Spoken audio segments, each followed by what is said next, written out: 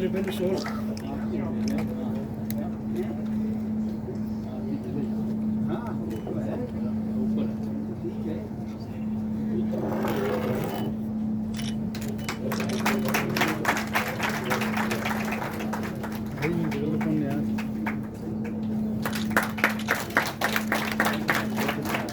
फरवरी 2015 भोपाल में इस संगठन का गठन किया गया भारतीय मजदूर संघ के द्वारा।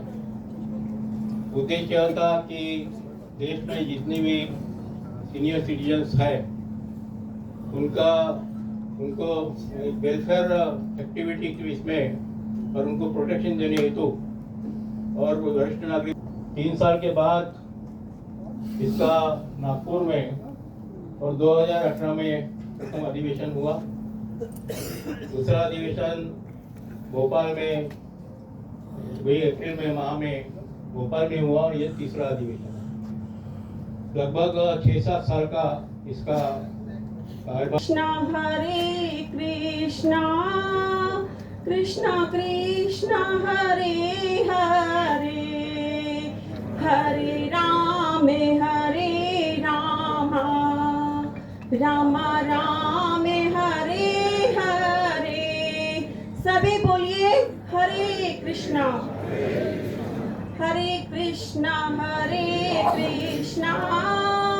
कृष्णा कृष्णा हरे हरे हरे राम ददाति गीता करुणार्द्रभूता कृष्णेन गीता जगतो हिताय कृष्णेन गीता जगतो हिताय।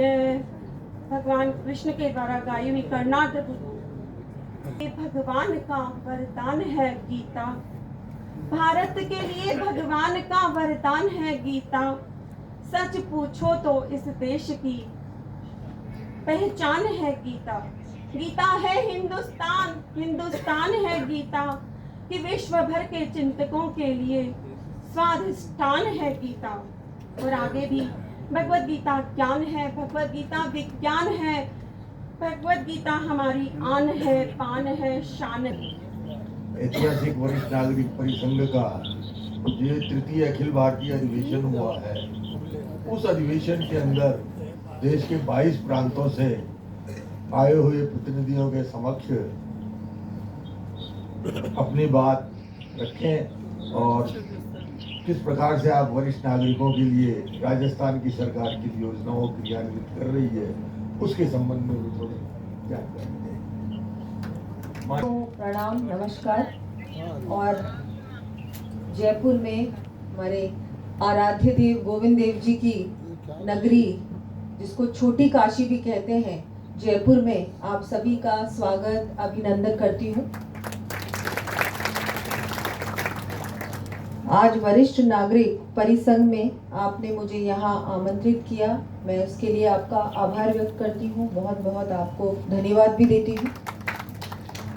आज कार्यक्रम में मंच पर विराजमान श्री हंसुभाई दवे जी, श्री रविंद्र हिमते जी, श्री बसंत पिपलापुरे जी, श्री चंद्रकांत देशपांडे जी, श्री रवि रमन जी, हमारे पूर्व विधायक श्री ज्ञानदेव आहूजा जी, हमारे सुरेश पाटोदिया जी, विराजमान मानक जी भाई साहब, जुगल जी भाई साहब, विद्याधर शर्मा जी, मोहनलाल वर्मा जी, और यहाँ विराजमान सभी पधारे हुए, देश भर से पधारे हुए हमारे सभी वरिष्ठ नागरिकगण और सभी डेलीगेट्स, मातृशक्ति, मैं सबसे पहले तो आपको आभार व्यक्त करती हूँ कि आपने मुझे यहाँ आने का अवसर प्रदान किया, अपनी राज्य सरकार के बारे में और हमारी जो अब राजस्थान में भारतीय जनता पार्टी की सरकार बनी है उसके बारे में, मेरे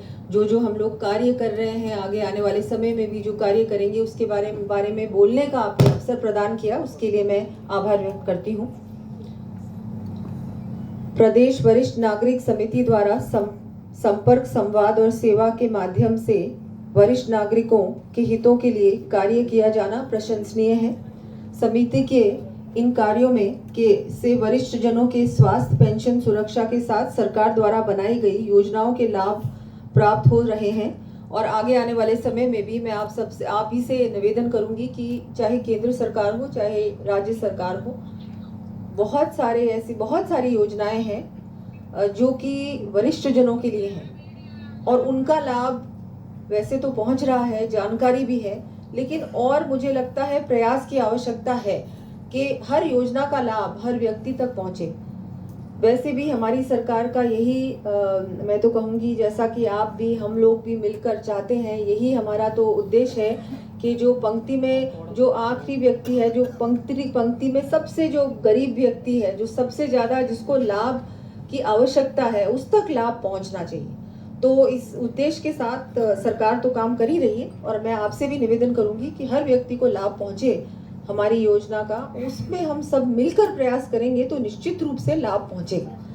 तो मैं कुछ सरकार की योजनाओं का आपके सामने कुछ योजनाएं रखूंगी। अभी हमारा राजस्थान राज्य सरकार का बजट भी हुआ था कुछ ही दिनों पहले। उस समय बहुत सारी योजनाएं जो वरिष्ठ जनों के लिए हैं, चाहे हम बात करें कि हमारे जैसे राज्य में वरिष्ठ नागरिक तीर्थ यात्रा योजना के तहत अयोध्या, पशुपतिनाथ तीर्थ स्थलों पर एसी ट्रेन और हवाई यात्रा कराई गई है। इस बार हमने बजट में घोषणा भी की है।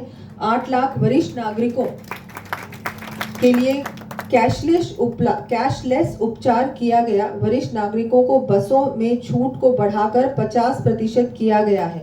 ये भी बहुत बड़ा काम किया है। माननीय मुख्यमंत्री जी का मैं आभार व्यक्त करती हूँ कि वरिष्ठ जनों के लिए, सीनियर सिटीजन्स के लिए उन्होंने कहा कि हम क्या कर सकते हैं, हमारी सरकार क्या कर सकती है, क्योंकि आप लोगों द्वारा जो हमारी नई पीढ़ी है, अगर उनको संस्कार मिलेंगे तो वो आपके द्वारा ही मिलेंगे।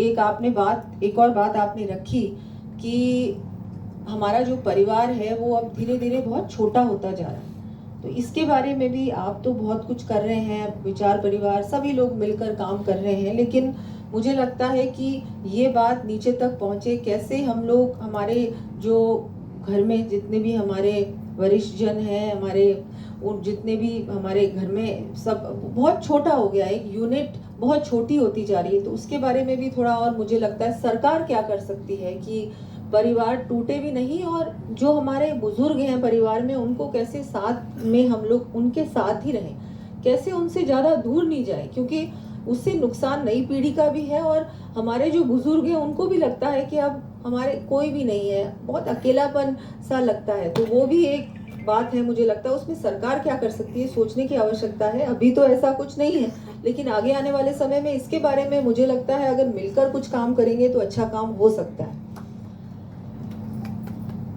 वैसे ही वरिष्ठ नागरिकों को चिकित्सा सुविधा उपलब्ध कराने के लिए RIMS जयपुर में geriatric health care resource and training centre खोला जाएगा।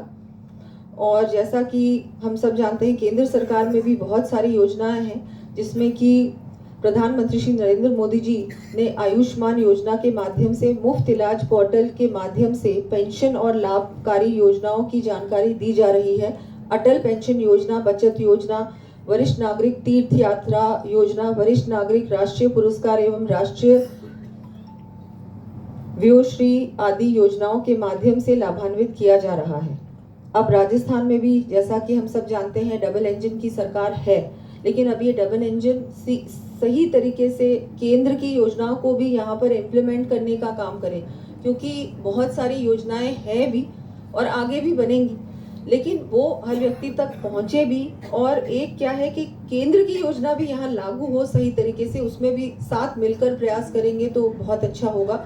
इस बार जब हमारा बजट बन रहा था, इस बार भी और इससे पहले जुलाई वाला भी, उस समय भी हमने सभी जो जितने भी अपने वरिष्ठ जनों से भी, अलग अलग प्रतिनिधि, समाज के प्रतिनिधियों से भी लगातार चर्चा भी की, मीटिंग्स भी की कि आप क्या चाहते हैं, समाज में हम लोग क्या कर सकते हैं, कि क्योंकि हमारे प्रधानमंत्री जी बहुत परिवर्तन उनके द्वारा हो रहा है, बहुत बदलाव आ रहा है, सोच में भी बदलाव आ रहा है, जैसे हम रहते हैं, क्या करना चाहिए, क्या नहीं करना चाहिए, क्या चीज़ सही है, क्या नहीं है, आगे आने वाले समय के लिए जो उन्होंने एक पूरा रोड मैप बनाया है भारत का कि विकसित भारत होना चाहिए 2047 तक, उसी कड़ी में राजस्थान को विकसित राजस्थान कैसे बनाया जा सकता है, उसमें हमने बजट से पहले बहुत सारी चर्चाएं की। इसलिए ये जो बजट बना है समावेशी बजट बना है, हर व्यक्ति के लिए, हर समाज के लिए सोच विचार करके योजनाओं के माध्यम से बहुत सारी घोषणाएं हुई हैं।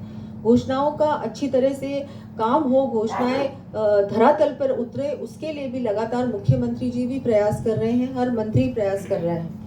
आगे आने वाले समय में भी मैं तो आपसे यही कहूँगी कि ऐसा हम क्या कर सकते हैं जिसमें क्योंकि बहुत बार बातें आती हैं, बहुत सारी चीज़ें, चाहे हमने इस बार बहुत अच्छा काम किया है युवाओं के लिए भी, युवाओं को रोजगार के बहुत सारे अवसर देने की बात की है।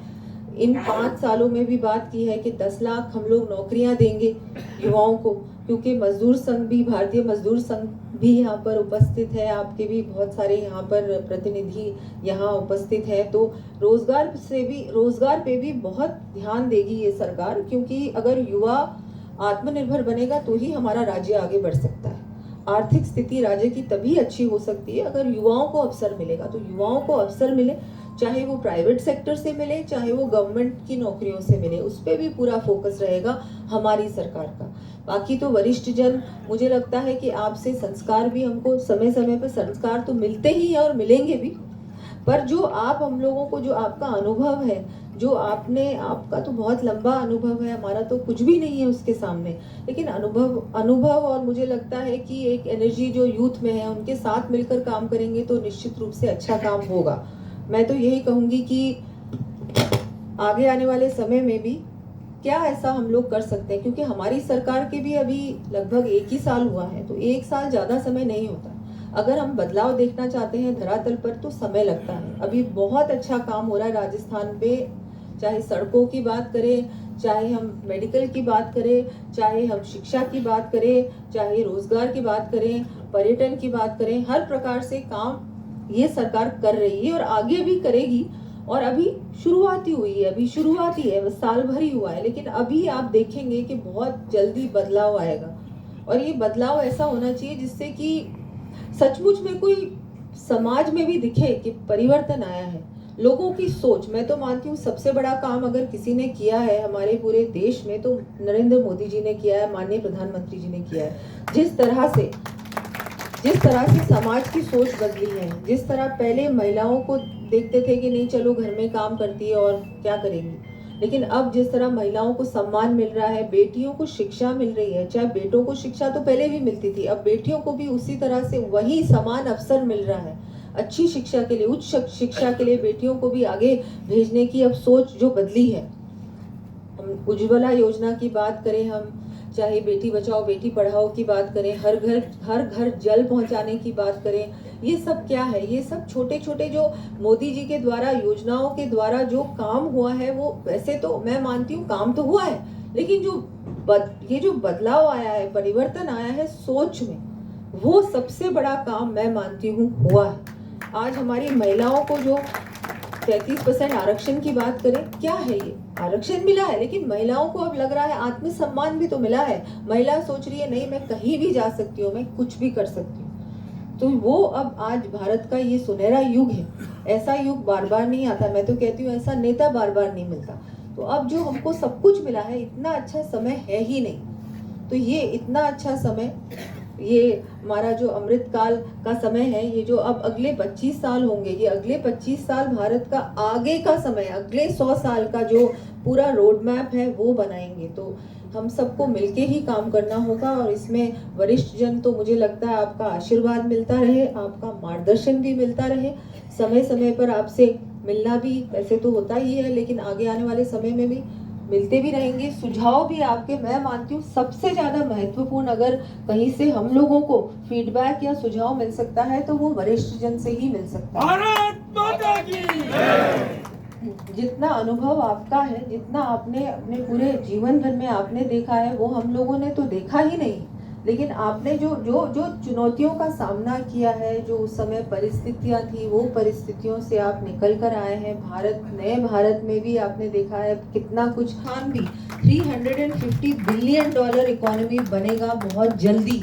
तो ये सब होगा, ये संभव है, लेकिन एक साथ मिलकर काम करेंगे तभी संभव होगा। और आप लोगों को आपका आशीर्वाद मैं मानती हूँ सबसे ज्यादा महत्वपूर्ण, और मैं बार बार बोल रही हूँ, आपका आशीर्वाद, आपका जो मार्गदर्शन हमारी सरकार के लिए सबसे ज्यादा महत्वपूर्ण साबित होगा, और आपका वो मिलता रहे मुझे भी। तो मैं मानती हूँ सबसे बड़ा मेरा तो वही काम होगा, आपसे जो हम लोगों को प्राप्त होगा, जो ज्ञान जो आप बताएंगे कैसे क्या करना है, आगे क्या करना है। क्योंकि हम लोग क्या बहुत बार क्या होता है कि नई पीढ़ी बहुत उत्साह में आके वो बहुत निर्णय ले लेती है जल्दी, लेकिन कई बार जल्दी निर्णय लेने से भी कई बार उसमें भूल चूक हो जाती है। तो आपसे हमको सीखना है कि थोड़ा धैर्य भी रखना है। धैर्य सबसे ज्यादा बात मैं मानती हूँ, धैर्य रखना। धैर्य से आप बहुत कुछ सीखती हूँ आपका, कि आपने मुझे यहाँ अवसर दिया अपनी बात रखने का। पर मेरी बात मुझे लगता है क्या मैं रखूंगी, मैं तो अभी अभी आई हूँ, मैंने तो अभी अभी सीखा है, पर आपसे मुझे बहुत कुछ सीखना है। इसके लिए मैं निवेदन करूंगी कि आगे आने वाले समय में आप भी हमको बताएं कि हमको कैसे क्या करना चाहिए, सरकार को कैसे काम करना चाहिए। मैं एक बार फिर आपका आभार व्यक्त करती हूँ, बहुत बहुत आभार, धन्यवाद, बहुत बहुत आभार दिया कुमारी जी। मैं आज इस कार्यक्रम अधिवेशन के स्वागताध्यक्ष श्री सुरेश जी पाटोदिया प्रमुख संघ द्वारा आयोजित यह तृतीय राष्ट्रीय अधिवेशन